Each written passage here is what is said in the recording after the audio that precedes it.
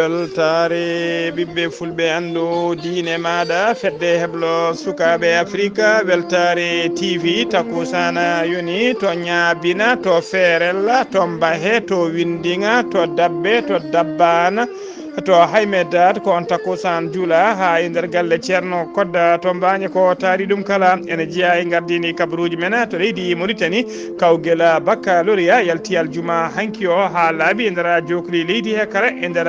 capanɗe nayyi e nayyi ujunere temedde jeetati capanɗe jeegom e ɗiɗo wannoɓe kawgel ngel ko ujunnaje tati e temedde jeeɗiɗo e capantato puɗɗi hebde kawgel ngel ene wayno ko 8,3% to leydi 8,3% to leydi Mauritanie ha joni ko altine garoɗo sappo e jeeɗiɗi lewru juillet no gonɗen ɗu ɓamtata ñawore Mohamed Ould Abdel Aziz gonnoɗo hoolejo leydi ndi tumaɗo kay ko fate borjingol ngaluji leydi ndi to leydi Sénégal Ousmane Sonko waɗi erago mum faade dendagal Sénégal naɓe kala ñalaw jamma hande o so yi ha 20h30 woni 8h30 jamma nde moni kala ƴettata bool mum walla casserole muɗum wona tigui e barbe mum wona e hongude e ɓe kadi ƴetta celti boɗeji kabba e ɓalli mumen hollide kay mette mabɓe e laamu Macky Sall to leydi Mali jagol gala kalfinaɗo ko fate jangde biteɗo Amadou Sy Savané o waɗi jillu makko e nder centre mawɗo to examen kawto woni tigui to kawguela baccalauréat guela woni e corrigede ƴewde kay to golle ɗe jarata to leydi Burkina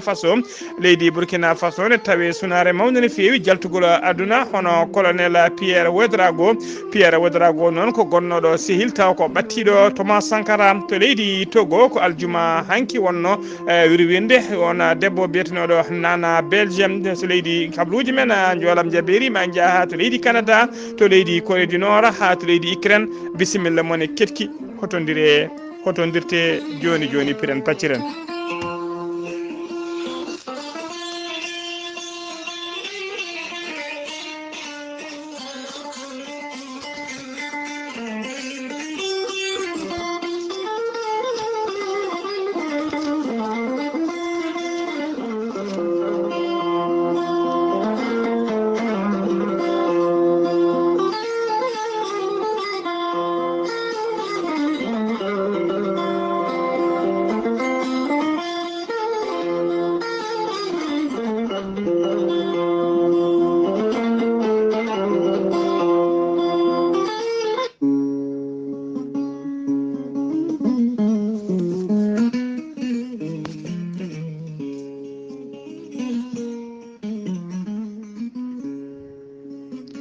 aadi bil aadi salade aadi ɓuuri firtude aadi ceerno Djiby Sy wi ko firtata aadi mum hakkude mum e hettiyankoɓe weltare ɓiɓɓe fulɓe andu diine maɗa ceerno Djiby Sy ko wittiyanke leɗɗe ko safriyanke safruji fina tawa ceerno Djiby Sy ko jaadiɗo ɓalwal e danawal kala ceerno Djiby Sy ko laabdo reedu malaɗo wune ceerno Djiby Sy ne safrata fiji kewɗi ɗi jiida cirolo omo safra rewɓe wonduɓe kista wonduɓe fibroma dogam sitta rewɓe ronkuɓe sowade e rewɓe dartoraɓe kala ceerno Djiby Sy ene yawrani ɓen ustoraɓe goragu e yawɓe yitade koye mumen e on fannu ceerno Djiby Sy ne jogui leɗɗe biyeteɗe muuɗa hirda ko yeddi ƴeewa ƴettat joni jiiɗɗa hoorema hano hannirta ni ceerno Djiby Sy ne jogui leɗɗe fannuji tati hen fannu goto so tawi a ƴetti ɗum ne safra fodde 13 rafi fannu goɗɗo so tawi a ƴetti ɗum fodde 19 rafi ne yaltema ha laaɓa fannu tataɓo mo ceerno Djiby Sy witti yiiti ko ɓooyani waddete ko gawri samme walla gawri suuna woni ndemiri so tawi a waɗino wirumani ko famɗi kala fodde 100 rafi ne yaltema ha laaɓa ceerno Djiby Sy ne jogui leɗɗe omo jogui pegge usula pewnaɗe bawɗe neldede e kala leydi e kala continent taw ko ɓeydoje arsigaji pirtoji dabaruji ceerno Djiby Sy ne yawran ɓen worɓe ɓen yimɓeɓe arsigaji men kippi ceerno Djiby Sy ne andina dendagal kelinoɓe mum kala leydi neɗɗo wawi wonde e kala continent mo mbawɗa wonde so tawi on pamodiri leɗɗe ma e safruji ma ne mbawi yettadema hano hannirta ni ceerno Djiby Sy ko laabdo reedu malaɗo wune so tawi o yennama ka miskino safruma ha mbiya wen tawa hay mbuɗa yoɓani so wona wonduɓe rafiji ɗiɗi mo cheynaneji bahlidi hoore mum ha haɓɓa walla on janowo barogal ceerno Djiby Sy ko bawɗo listihar ko indema inde nene ma dokkatamo o haala ko wonema ha mbiya yoni waɗanteɓe listihar noon so tawi ko wonɓe nder leydi Sénégal e dendagal leyɗele ñamoje CFA fof ko temedde nayyi mbuɗo woni 2000 francs CFA so tawi ko wonɓe nder leydi Mauritanie ko ujunere uguya ceerno Djiby Sy ne jogui numéro mum weeva ko numéro kadi orange money wonande dendagal ɓen yiɗɓe waɗnede ko fate listihar numéro 77 653 03 67 so tawi noon ko yiɓɓe jokkodirde e ceerno Djiby Sy numéro mum ko leydi Sénégal oɗo saaha joni tawte ko leydi Sénégal e numéro makko kanko ceerno Djiby Sy jiɗɗo jokkodirde makko to banggue appel mbatta ko 78 163 24 82 so tawi noon ko yiɓɓe jokkodire makko to banggue WhatsApp ceerno Djiby Sy numéro muɗum ko leydi Mauritanie WhatsApp makko Mauritanie mbatta ko 00 222 47 22 80 84 ceerno Djiby Sy ne andina dendagal kilineɓe mum base makko tawateɗo to Nouakchott ene golla ha no hannirta ni ene tawi ɗon min yi kono wiye ceerno Alassane Sy ko labɗo reedu ganduɗo golle ɗe ceerno Djiby Sy ne andina de noon kala noon jiɗɗo jokkodirde e Alassane Sy numéro mum téléphone ko mbatta ko 32 62 04 99 ceerno Djiby Sy ne andina dendagal kilineɓe mum e oɗo saaha joni mo tawi jillu makko to Agnam Siwol ko nder leydi Sénégal galle to tawatene to Agnam Siwol waɗɗani collége kesso wuuro ngo so tawi ari ha yettima collége ɗo sa yeeƴima ma yi étage mawɗo étage boɗe étage waɗa karoje boɗeje koye nder on étage ceerno Djiby Sy tawate ceerno Djiby Sy ko labɗo reedu malaɗo wune mbadden dando faade makko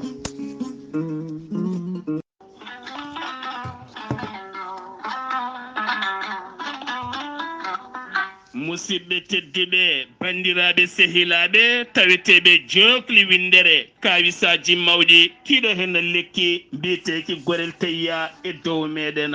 hewɓe yaroɗe gorel te cettima ɗum dañi hen afiyaji mawɗi hay wone ñabbuji goɗɗi ɗi jangtono kay gorel teyya ɓe kolliti ɓe mbi alhamdulillah ɓen joguiɓe dogam cité ko wayno yaroɓe woni ñabbuji goɗɗi kala ɓe kolliti oɗo saaha kamɓe kala ɓe puɗɗima yitude hen koye mabɓe gorel te ko haako moƴƴo ko ala rewam ala effet ala haydara a wulnan ndiyam ma ha wula mbaɗa hen ko jamireɗa aɗa yara aɗa yiito cellal ɓandu maɗa an joguiɗo AVC jogui cardiaque ƴiƴam dogata e ɗaɗi ɓandu muma neɗɗo toƴƴiɗo ɓandu mum sooru donkuɗo yaade juma e jama jokkoyde endam jokkodire gorel te joni joni mbiya alhamdulillah an lelotoɗo ha jamma jenga ɓandu jaaɗa sa ummima donka tinde ɓandu maɗa ngam ƴiƴam wasde dogde ɗaɗi maɗa jokkodire gorel te joni joni keptina hoore maɗa sa yeehi to site mabɓe internet a waɗi www.gorelte.com ma jangan hoore maɗa kala ko jangta e gorel te sa yiɗi jokkodirde tonggode gorel te so tawi gonɗa koto kiidira jokkodirta koye galle ceerno Habous Diallo 77 554 75 54 so tawi gonɗa koto guuriki jokkodirta koye sohna Deni Ba mbatta ko 77 571 33 10 so tawi koto Bonji Salamata Ba 77 695 43 01 so tawi gonɗa koto Mboura Saydou Ndawa mbatta ko 77 388 21 88 so tawi gonɗa koto leydi France jokkodirta koye Haruna Gayda 06 50 99 64 43 so tawi koto États-Unis d'Amérique gonɗa +1 34 77 01 56 77 nototoma ko Abou Sow Kawral Fouta Business +1 musidɓe tedduɓe jokkodirene gorel te dañen jaam kettude kaburuji mon e ɗemngal pulaar Afrique, Asie, Europe, Amérique, Moyen-Orient, Océanie. jam nyalle mon musidɓe tedduɓe heɗen gone hoore biira sappo e joyi lewru morso hitande ujunnaji ɗiɗi e nogas e tati asetta nogas e jeeɗiɗi taski hitande ujunere temedde nayyi capannayyi e nayyi fergo nulaɗo men sallllahu alayhi wa sallam kabaruji men e ɗemgal pulaar e sowta he ko musidɗo mon sehil mon Ghalii Abuu Bah to karallagal hamba on yiden to banggue nate e ɓosoje ko miñi men sehil men Saydou Abou Bah hono no mbiruɗen e gardini kabaruji men koto leydi Mauritanie puɗɗoɗen jagorgal leydi Mauritanie kalfinaɗo ko fate jangde o holiri tigui jaltingol résultat ji ko fati e baccalauréat hitande 2022 2023 woni baccalauréat kawguel baɗoguel hikka guel ko aljuma hanki sappo e nayyi lewru juillet 2023 résultat ji ɗi jalti ha laaɓi ceera hollirama noon hitande hikka nde ko capanɗe nayyi e nayyi ujunere ne fawi temedde jeetati e capanɗe jeegomo e yimɓe ɗiɗo élève kañumen tigui ɗaftodiranno guel ɗon kawguel baccalauréat tawi e nder ɓen noon hen nogas e nayyi ujunere e temedere capanɗe joyyi e joyyi ko sukaɓe rewɓe woni tigui 53,84% ko ɓen mbaɗanno kawguel guel examen o noon waɗi koye nder temedere capanɗe nayyi e jeeɗiɗi centre tawi hen capanɗe jeetati e joyyi centre koye nder région ngaji tawateɗi e nder leydi hen ko heddi ko nder wilayaji tati tawateɗi e nder Nouakchott ma en dokku noon doggol taw koye ko hebɓe guel ɗon kawguel kala fannu noon taw ko tato arɓe yesso woni les 3 premiers de kala chaque catégorie so tawi ko fannu mathématique ɓuuri heedi yesso ko biyeteɗo Cheikhna Lemrabat Beydar on woni koto lycée excellence 3 on heeɓi ko moins de 16,91 so tawi ko garɗo deuxiéme o wiyete ko Eyoub Tewfiq on ko lycée Tafrak Zena o heeɓi ko moins de 16,84 so tawi ko troisiéme toujours mathématique wiyete ko Mariam Mohamed Yaya on ko lycée d'excellence 1 o heeɓi ko moins de 16,36 so tawi noon koye fannu science naturelle woni série D on heedi yesso ko biteɗo Mohamed Moustapha Hérim on ko lycée excellence 3 o heeɓi ko moins de 17,2 so tawi ko garɗo ɗiɗaɓo o noon ko Sidi Mohamed Abdallah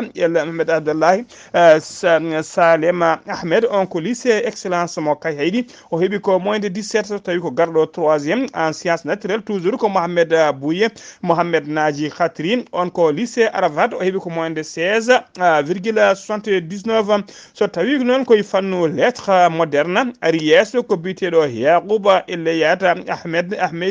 on ko lycée Nouadhibou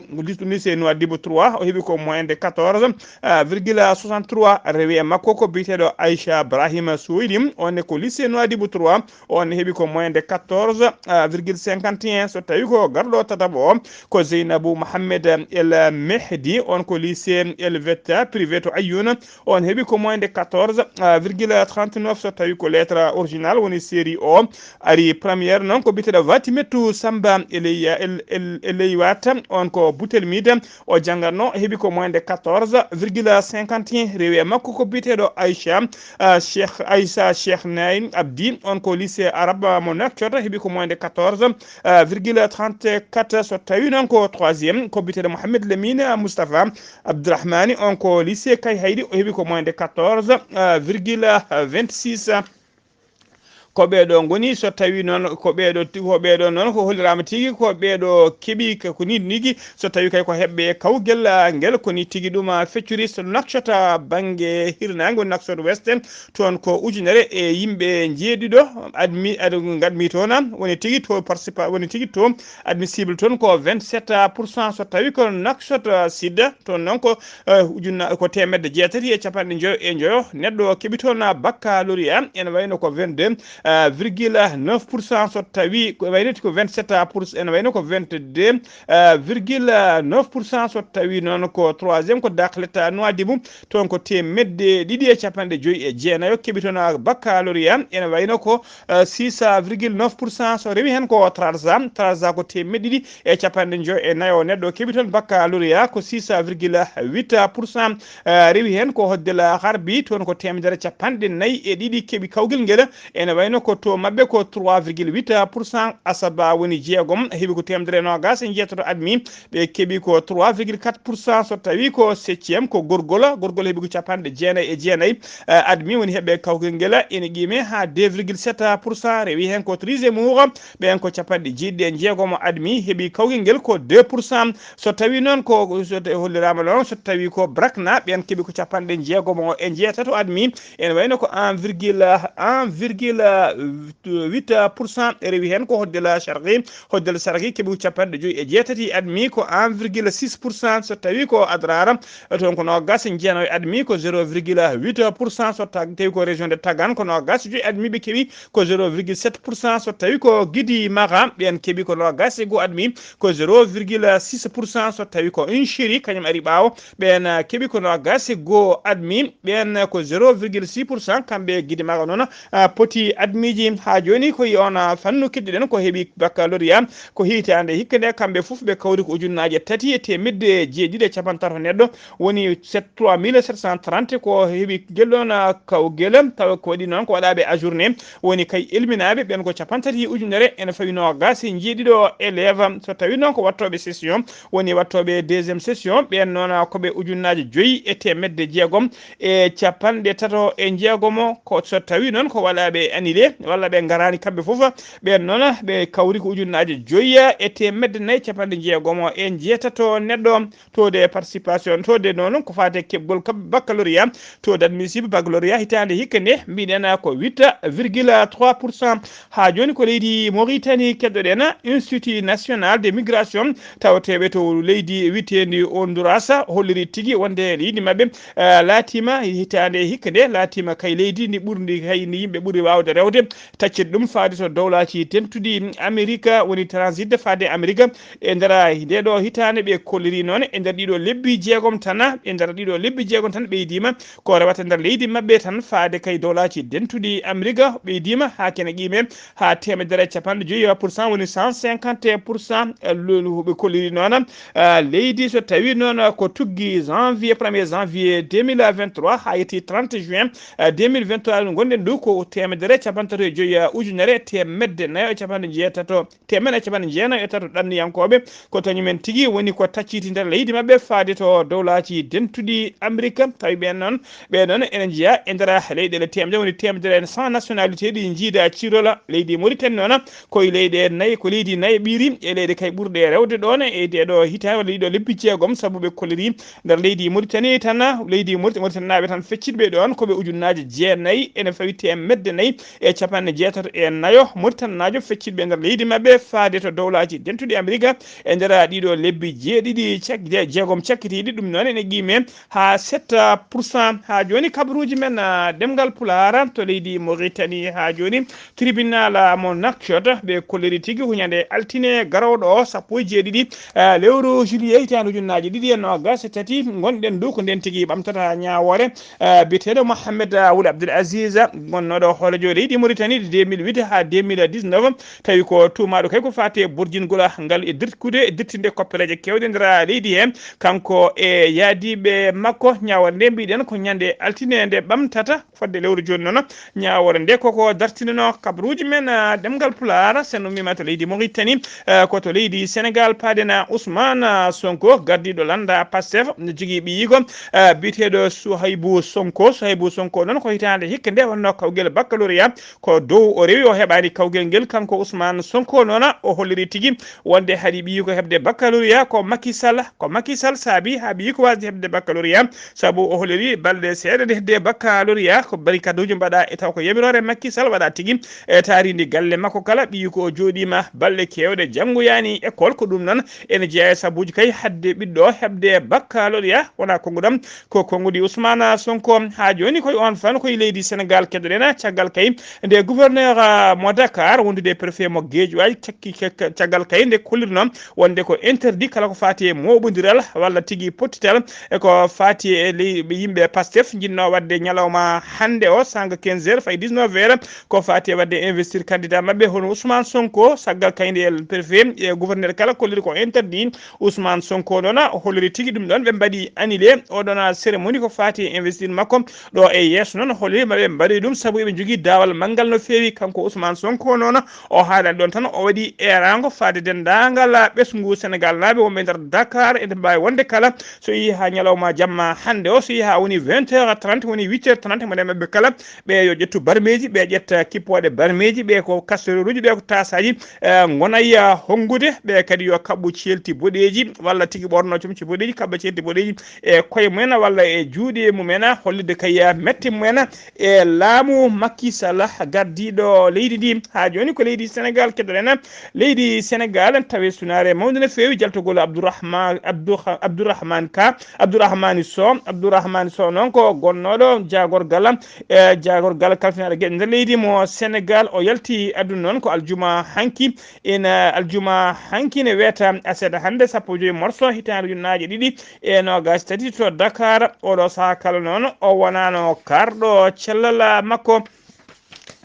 ko communauté layenne noon kañumen communauté layenne kañumen tigui ɓayini on kabaru koye ɓen o yowitino ko ñalawma hande o noon o juula saga 16h kikiɗe hande o juula 16h hande to juma Cambérène ko toon ko guenale legal ngal kadi woni to o wiroya ko toon o wiroya Abdourahmane Sow noon ko jangguinannoɗo woni enseignant o wonno o wonti administrateur civil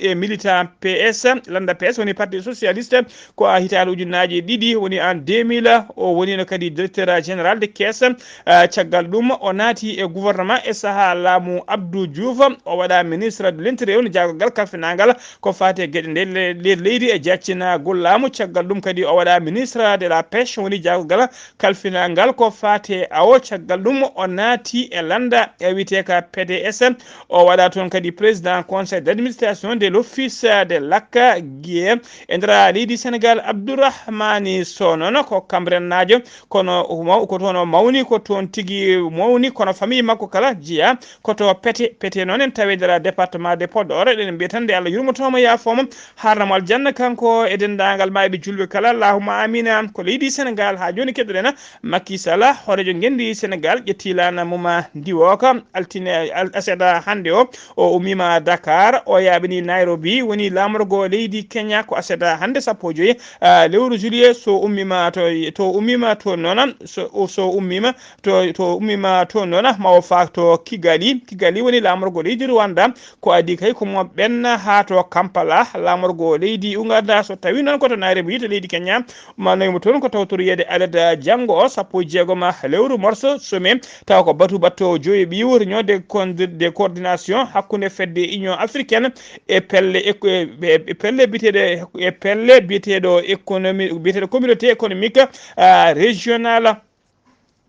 so tawi noon ko ñande 17 nde ñande 17 lewru gonɗen ɗum mawa tawtore batuta ko conférence internationale to Kigali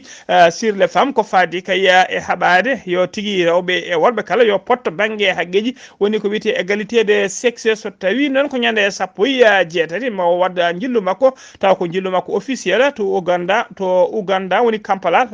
woni lamorgo leydi Uganda ko ñande 19 lewru juillet no gonɗen ɗo kanko Macky Sall o tijja tigi gartal makko e nder Dakar lamorgo leydi makko ko leydi Sénégal ha joni keɗoɗen Talla Sylla ko ministre conseiller à la présidence de la République ko ancien maire mo Thiès o holliri wonde o hetti gembe makko gembanade sungoji hoorejo leydi Tijjari ñande 24 lewru février 2024 o holliri noon muuya makko ko ardade ko wonde kaya hoorejo joye ɓiwo caggal kaya lomtade Macky Sall e gardigu leydi Sénégal woni tigi o holliri kanko noon o waɗi yande makko walla haalande makko o holliri tigi wonde ko candidat ko adi ko hoorejo leydi ɗi ene ɓayyina inde mo Benno Bokk Yakar kala cuɓi wonande candidat mabɓe Talla Sylla noon holliri yidde mum noon ko wonde mbiɗen 5e président mo leydi Sénégal omo beele kay omo wawa jokkude golle paydude no fewi ɗe Macky Sall golli e nder leydi he wona konngol ɗam ko konngudi kanko Talla Sylla o holliri kadi weltare makko mawde ne fewi feewi e hakkilantagal Macky Sall holliri kay wonde ƴamtani 3e mandat o holliri noon Sénégal naaɓe kala ene beltini Macky Sall kabaruji men ɗemngal pulaar to leydi Sénégal ha joni bilan ko fati e mayɓe e laana yunoka sara Saint-Louis taw ko laana julnoka ɗannotoɓe ɗande suuɗayru yinnoɓe yaade kay to leydi dongre Europe bilan o noon muusi ɓeydima no feewi saabu oɗo saaha joni mayɓe fuɗɗiɓe yitede ɓe jaaray 19 goski ko fuɗɗi jengtinede ñalawma hanki o bilan o yaranno koye 14 mayɗo goskiji 5 noon ƴengtinama tawi kadi ɗina goskiji tawama tigui kodi puɗɗima gamotinde no feewi waɗi e majje kay goskiji ƴengtinte ko tawa terɗe jomumen kala gardani ɗi tawa kadi ne puɗɗi gamotinde no feewi ko ɗum saabi noon hewɓe mabɓe kay ko caggal de ƴengtina tan ko ɗon takko maayo ngo waɗani seeɗa ko ɗon woni ko mbira ɗum noon ko gollirama tigui kala goskiji ɗi noon eɗi kulɓiniɗe hunde hulɓinide no feewi mettude timde kabaruji men ɗemgal pulaar to leydi Sénégal ha joni keddoɗen jeen ha to Ziguinchor jabbuɗen musidɗo men seydi men Amady Sa Kébé salamu aleykum wa rahmatullah.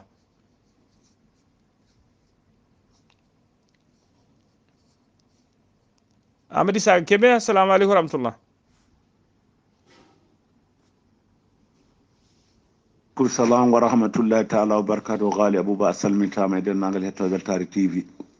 kabaruji garal len ɗo e nder Ziguinchor eɗen gandi de toɓo ngo fuɗɗima tobde no feewi ina wayno ɗeɗo balɗe de guykaji kadi ngari eɗen gandi ɗum ko so naati guykaji natata moto daɗata gertogal daɗata mbeewa daɗata ko fewte batte hunde fof daɗata ina wayno hanki noon ko holko jagga ko wuyɓe eɓe gujji bamɗe tugue ma wonnayyi leegal biyetegal tillen e leegal biyetegal lindiane ina wayno ardi groupe o de ko biyeteɗo Wullum Baro e yantude e Baboy Tall e yantude e denal ngal bosoyaɓe kamɓe de ɓe mbiyama teeb mabɓe gon joyo tawama kamɓe foof eɓe gondi e ɗeɗo gueɗe eɓe jaggi motoji ma won fodde motoji 12 eɓe gondi e pistoleji eɓe gondi e fof fetelaji fo ɓe jaggama oɗo réseau de ina wayno ɓe oɗo réseau ko fuɗɗuno wadde ko kam boni ha laaɓi eɓe nayi juuɗe gendarmerie so tawi en garti ɗo henna ina wayno e konngol Asou Sané kanko woni directeur ANRAC o hollitide accord baɗaɗo hakkude président de la république Macky Sall e MDC no eɓe ñaagui yo oɗo accord yo continue oɗo jaam ɓe won konguɗi noon puɗɗi yaltude ɓe jiiɗa ɗiɗo konguɗi ina adda ceerudal ne bonna holɗum oɗo accord kamɓe noon ɓe ewni tan ko yimɓeɓe foof yoɓe gon respecté oɗo accord baɗaɗo beele jaam ina wawa artude e diwan o e dennagal région ngaji ɗi so tawi en garti ɗo e Aliou Sow ministére de pêche eɗen gandi o yillima ga henna e nder Ziguinchor o yeehi to port Ziguinchor eɗen gandi bateau Joola joolinoɗo hikka waɗata duuɓi 24 ina waɗiɗo anniversaire makko ko e lewru septembre ɗum noon mémoire baɗanoɗo ga Macky Sall tottuno yo maahe o ina wayno holliti gasi ha laaɓi port one kadi ko ɓeydeteno ko liggeteno ko gasi ha laaɓi ɗum ɗo ɓe keddi ko e oɗo ñalawma ha yonta ɓe kollitino golle président de la république ko gollaniɓe ko kamɓe fof ɓe kolliti weltare mabɓe eɗen gandi Aminata Assouma Diatta eɗen gandi wonno ko e président de la république wonno mo ministére de commerce o holliti noon ɓe jalti affaire ha laaɓi joni de ɓe mbaɗi muma mabɓe muma o wiyete ko jappo ɗum noon eɓe daari eɓe ƴeewa kala candidat jonɗoɓe ko on ɓe jantoyta kono noon wona président de la république toɗɗantoɓe kam moɓe mbawi yaade ala kamɓe ɓe ƴeewata ko moɓe jiiɗi ɓe jaada e muɗum ɓe jaggana ɗum ɓe mbawa jogade leydi ndi ɗum no Weltare TV musidmon Ahmed Sa Kébé gorko mbotta kabruji ɗo fuɗa radio Zik FM jokkodirde e Ghalii Abuu Bah yallo keɓande jam allahumma amina seydi Kébé golle ma jooɗi peewi so tawi en ummima to Ziguinchor koto leydi Mali paaden aljuma hanki 14 morso hitande ujunnaje 227 jaagogal leydi Mali kalfinade ko fate jangde hono Amadou Sy Savani o waɗi jillu makko to centre de correction to épreuve aji baccalauréat goni e corrigede to o yeehi to noon en tawe to lycée Askia Mouhamed mo Bamako o yahani goto ɗon omo yaadi e responsable département makko département fate jangde nde hewde no feewi woni mujibu jillu ngu noon ko ƴewde kay to golle ɗe jarata e ƴewde kadi hol caɗele kamɓe corrigeoɓe baccalauréat ɓe hol caɗele ɓe jogui siftinde on noon correction baccalauréat fuɗɗi ko gila ñande alarba o holliri corrigeoɓe ɓe noon o holliri wonde corrigeoɓe ɓe wonde kay omo weltaniɓe no feewi o waɗiɓe encouragé kadi kadi omo eroɓe omo ñagoɓe kadi nde ɓen golloto golle payde no fewi taw ko golle gollade e dow nundal tawa kadi koya e dow laaɓal kone bukiyatu comme rukiyatu kon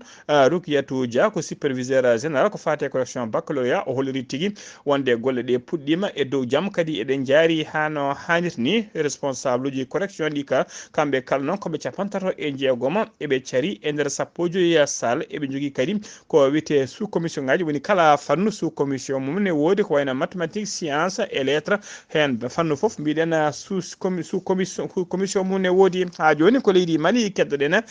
dadiɓe tawa koɓe commissariat to Boul Kassoubou e gardugol commissaire principal Drissa Samake ɓe pawi juuɗe mabɓe noon e fedde wuyɓe ɗiɗo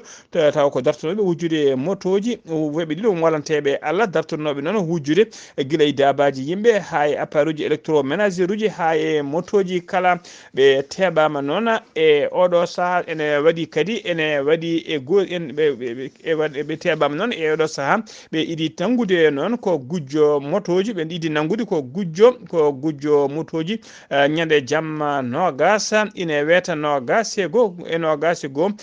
lewru juin mayɗo ndu nden on nawama to commissariat noon o moma seeɗa ko ɗon tigui o jaaɓi ko tuma ko kala kadi o haalti tigui gollediɗo makko woni complice makko e kala kadi moɓe menno yeyde koɓe gujjuno woni receleur e nder enquête e noon police fawi juuɗe mum e receleur goto ɓe kepti toon groupe électrogène goto wondude e téléviseur wondude téléphone portable ñande jamma nogas e lewru juin police nde kadi teɓima sagataɓe ɗiɗo ina gujjuno jawdi taw ko dabeje jawdi darindi ɗi ɓe gujjuno tawa kadi ɓe gujjunoɗi koto wiyete bagadaji ɓe jeewiyannodi koto wiyete Madina Koura gujjo o noon heeɓi fattange dogde kono complice ay makko ɗiɗi ɓe wonnoɓe teɓama ɓe noon e oɗo saaha joni tawe tigui e juuɗe dadiɓe kon caggal losgoji noon ko nden tigui kamɓe fedde wuyɓe nde kala e complice uji mabɓe ɓe teɓama e oɗo saaha tawi juuɗe dadiɓe kabaruji men ɗemgal pulara koto leydi Togo paɗena ko aljuma hanki wonno wirwirde biyetenoɗo Rose Camela Crépi ɓurnoɗo lollude noon ko nana bes o wira noon koto wuuro mabɓe to wiyete aneho o wannama cérémonie noon taw ko cérémonie traditionnel mawɗo no fewi fodde kaya eruji tati buubaji e sabariji ni konga yimɓe ne gama hollirde kaya weltare mumen enen lusamo ha to gabri makko hono no ɓe kewi wadde kay kala so neɗɗo mawɗo yalti aduna ɓe nawi goskiki noon ha to ɓe nawi goski noon ɓe nawi goski noon ha to palais to chef de josi biteɗo nga kuva heye on jaɓɓima goski to natirde palais to wiyete Lola ɓe mbaɗi ɗon guiri garaji mabɓe kewɗi no fewi ko adi kay ko goski ena ɓendine omo wiroye to wuuro mabɓe witego ane ho kabaruji men ɗemgal pular ko to leydi Burkina Faso paɗen to leydi Burkina Faso ne tawe sunare mawde no fewi jaltugol aduna biyetenoɗo colonel Pierre Ouédraogo no yalti aduna ko guila ñande alkamis sappo e tati lewru juillet hitande ujunnaje ɗiɗi e nogas e tati colonel Pierre Ouédraogo noon ko sehila taw kadi ko ɓattinoɗo Thomas Sankara gaddinoɗo hoɗojo leydi Burkina Faso ko ancien officier armée de l'air o wonno omo jeeya kadi e omo jeeyno e jaggue mawɗe e nder révolution mo Thomas Sankara mbanno 1983 Thomas Sankara noon yamirinoma e ngan saga nde o tafata koninkoɓe ɓe hinde CDR woni comité de défense de la révolution tawi kadi ko kanko ardoto ɗiɗon koninkoɓe woni ndeɗon fedde colonel Moussa Diallo ko goto e sehil mabɓe tawa kadi ko jaadiɗo dendiɗo gurdam jeydiɗo walde kay on holliri en sunare mum mawde no fewi duwanima dendagal ɓesgu mum ɓesgu makko foof waɗimo kadi hommage nde Allah yurmotomo yafomo harnamo aljanna kabaruji men ɗemgal pulara to leydi Canada paɗena cuumuji kulɓiniɗi ina tawe e nder laddeji Canada e nder ladde Canada e oɗo saaha ɓe kolliri tigui wonde ñalawma hande o ɓe ɓenni million ngaji 10 hectare ko sumi ha wonti doni taw ko ladde e nder leydi Canada kadi ɓe kolliri cuumuji ɗi ina jokki leydi ndi noon meeɗani hebde cumuji baɗi ni hulɓinade saabu record cumuji ɓi joguino wonno ko 1989 e nden hitande ɓe cumirnoɓe laddeli kene qime ha 7,3 millions hectare mbiɗen ñalawma hande ndeɗo hitande ɓe jettima million ngaji 10 hectare kadi cumuji ɗi ne jokki no fewi toggi janvier faade joni faade lewru gonɗen ndu ɓe limi eɓe jogui ujunnaje 4 cumu nokkuji cumɗi e nder ladde ete tawi hen ɓe kolliri aseta hande o tan eɓe jogui temedde 9 cumu aseta hande o ete hen temedde 5 cumu e nder ladde ko considéré hors de contrôle woni tigui ko donc naaɗi koɓe ronkuɓe ñippuɗu men ha laaɓi koɓe ɗaccuɓe ɓen to Corée du Nord paaɗen to Corée du Nord to Corée du Sud ɗaccon hague to Corée du Sud paaɗen toonne ko toɓoji kewɗi ndiyam kañum woni ko jippitona fodde nogas e ɗiɗo neɗɗo mbasi hen pitali men fodde 14 waɗɓe kadi ko majjuɓe jaade wuura ko ronkuɓe yitede woni ko majjuɓe melew porté dispari koto leydi Ukraine udditen kabaruji men hoore leydi Corée du Sud o waɗi jillu makko taw ko jillu surprise to leydi Ukraine o yano noon ko sommet to fedde witede l'OTAN enen wanno gon sommet no wanno koto lokku koto leydi witeni Lituanie caggal nde o ummito noon o rewi visite makko d'etat to Pologne koye ngan sanga noon kanko biteɗo Yong Sung Yul hoorejo leydi Corée du Sud o felliti le woyde to Kiev lamorgo leydi leydi Ukraine lamorgo leydi Ukraine yaade toon noon yaade kaya jillu nanɗo makko sehil makko biteɗo Volodymyr Zelensky kañuma woni hoolejo leydi Ukraine ɗum ko aset hande waɗi 15 lewru juillet hitande ujunnaje 2023 musidɓe tedduɓe gasi ha laaɓi ceero ko ɗum ɗo wonno ko min tongal noon kabaruji mon e ɗemgal pulaar e sawta he ko musidɗo mon sehil mon Ghalii Abuu Bah ne nangani en karallagal ha mbawon yiide en to banggue natte ɓosoje ko miñi men sehil men Saydou Abou Bah so tawi koto Ziguinchor ko Amadou Issa Kébé ketki malaki jaam yo jaam Allah jogomi jogo on